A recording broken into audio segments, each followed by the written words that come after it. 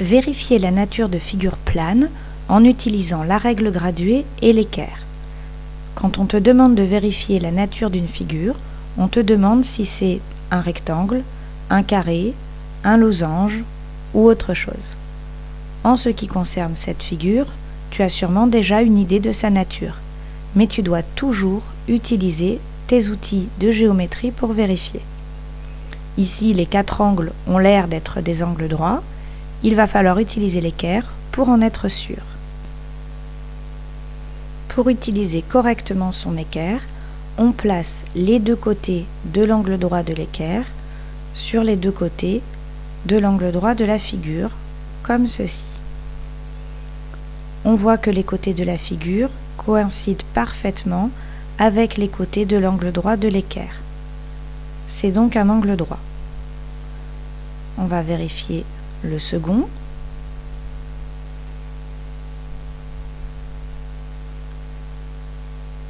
C'est aussi un angle droit.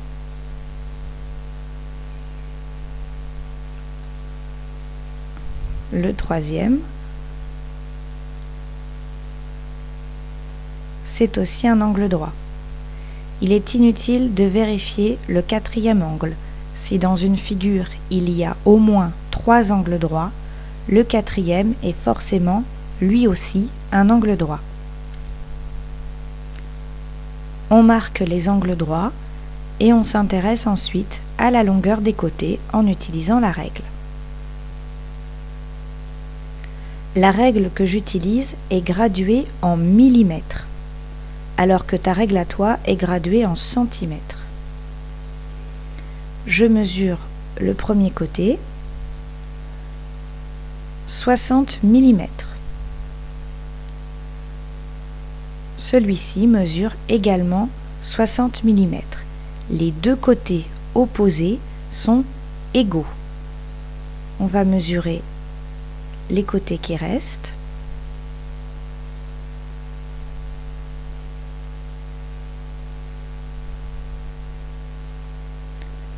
Celui-ci mesure 33 mm.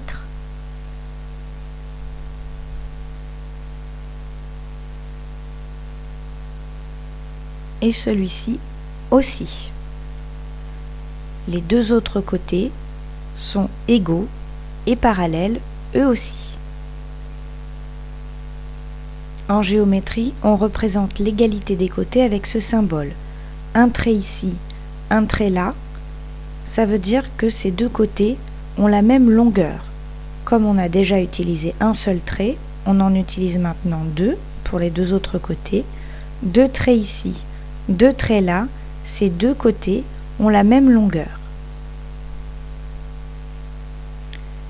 Si on trace les diagonales de la figure, qui sont des droites qui relient entre eux les sommets opposés, on se rend compte qu'elles ont la même longueur et qu'elles se coupent en leur milieu. Avec tous ces renseignements, on peut dire que cette figure est un rectangle. Dans la figure ABCD, on a l'impression qu'il y a 4 angles droits. Pour vérifier cette impression, on utilise à nouveau l'équerre.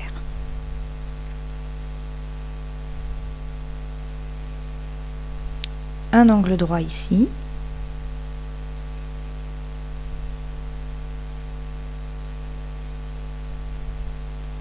Un deuxième.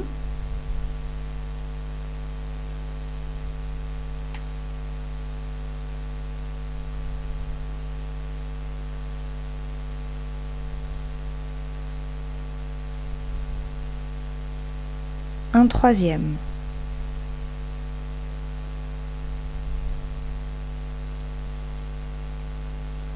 ABCD a 4 angles droits.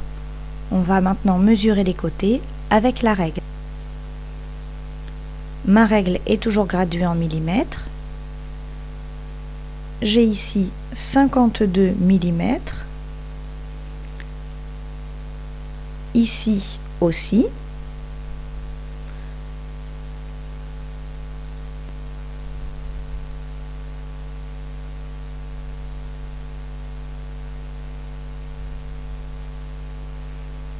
Ici aussi.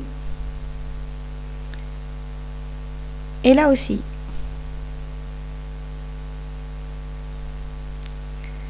Les quatre côtés sont égaux. AB égale BC égale CD égale DA. Les côtés opposés sont aussi parallèles. Et si on trace les diagonales, on se rend compte qu'elles ont la même longueur, qu'elles se coupent en leur milieu et qu'elles sont perpendiculaires, ce qui est très facile à vérifier avec une équerre. 4 angles droits, 4 côtés égaux, des côtés opposés parallèles et surtout des diagonales de la même longueur qui se coupent en leur milieu et qui sont perpendiculaires. ABCD est un carré. Quelle est la nature de EFGH? À l'œil nu, on voit tout de suite qu'il n'y a pas d'angle droit. Si on utilise la règle, on va se rendre compte que les 4 côtés ont la même longueur.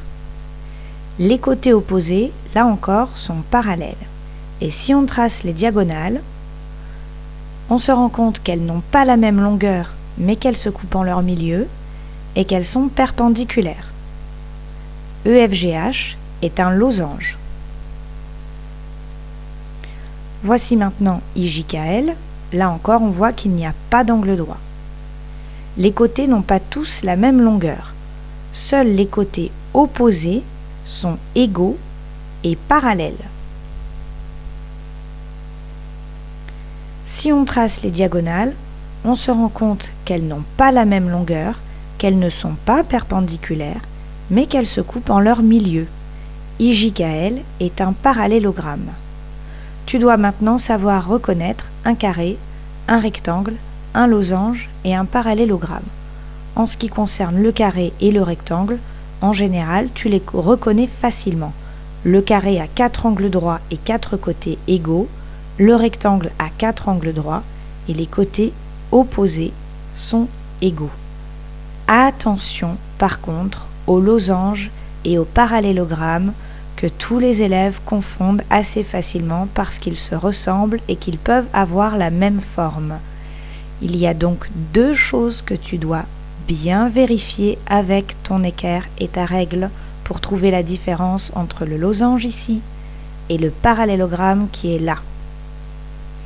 Le losange, dans le losange, les diagonales sont perpendiculaires. Et dans le losange, les 4 côtés ont la même longueur, ce qui n'est pas le cas dans le parallélogramme. À demain, en classe.